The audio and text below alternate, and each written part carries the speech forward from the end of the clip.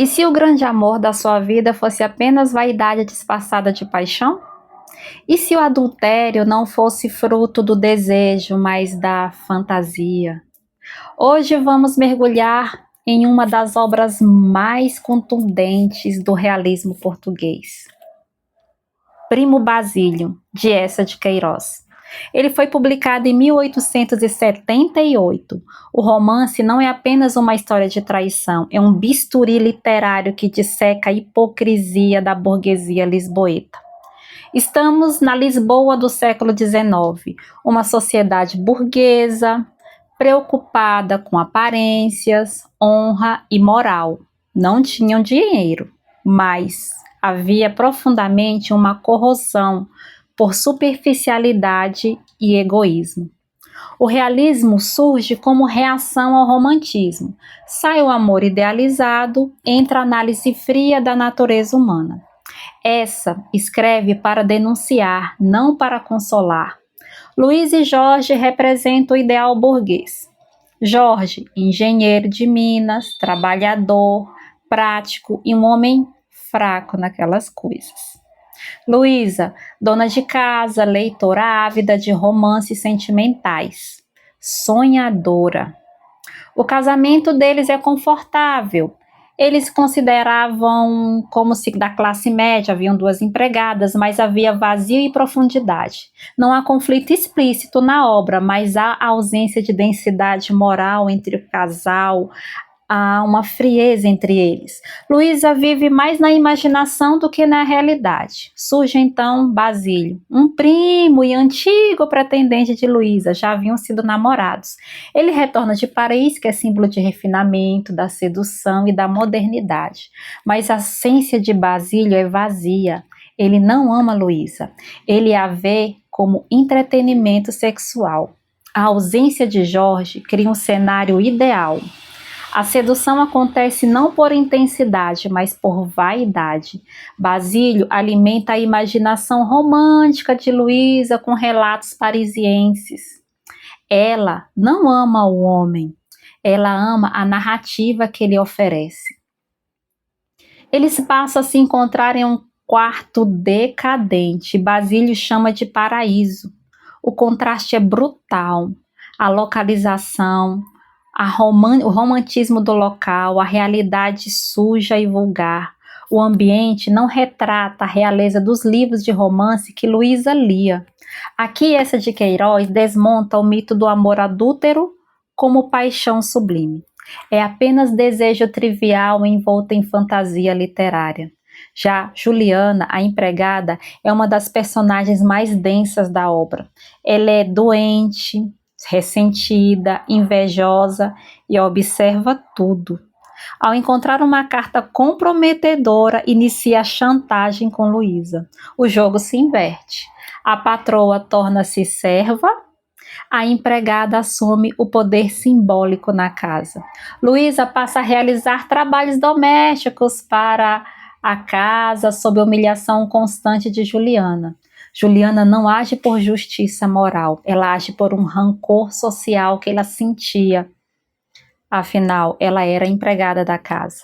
Quando descobre a chantagem, Basílio foge para Paris, sem heroísmo, sem conflito interno, sem qualquer responsabilidade, e abandona Luísa à própria sorte. Aqui, Eça de Queiroz revela o verdadeiro caráter do sedutor, vaidoso, superficial, moralmente invertebrado. Sebastião, que era o amigo fiel de Jorge, intervém. As cartas são até recuperadas, mas Juliana sofre um ataque cardíaco e morre. Mas o dano já estava feito. Jorge acaba descobrindo a traição por uma carta que Basílio escreve para Luísa, dizendo sentir saudade dos momentos e perguntando se ela havia resolvido a chantagem com a tal empregada. Jorge, ao receber a carta, por achar que não era nada demais, afinal ele era esposo de Luísa. Ele, que dizia demais não perdoar adultério, acaba descobrindo, mas perdoa ver Luísa gravemente doente. Porém, o perdão chega tarde. Luísa morre e morre sofrendo no corpo, sendo sugada pela culpa do adultério. um fim muito parecido com Emma Bovary.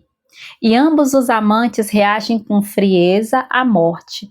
E Basílio, meses depois, volta e reage também com certa frieza. Lamenta apenas ter desperdiçado tempo por voltar para Lisboa. Enfim, o final é cruel e sórdido. Leia. Vamos para o perfil psicológico dos personagens.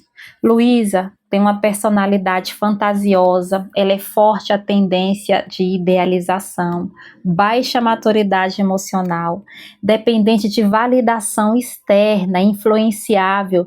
Luísa vive sobre o imaginário romântico. Seu adultério nasce mais da literatura do que do desejo. Ela é menos pecadora e mais imatura. Já Basílio é narcisista, hedonista, sedutor, oportunista, incapaz de responsabilidade afetiva com qualquer pessoa. Basílio precisa conquistar para afirmar o próprio ego. Não suporta consequências.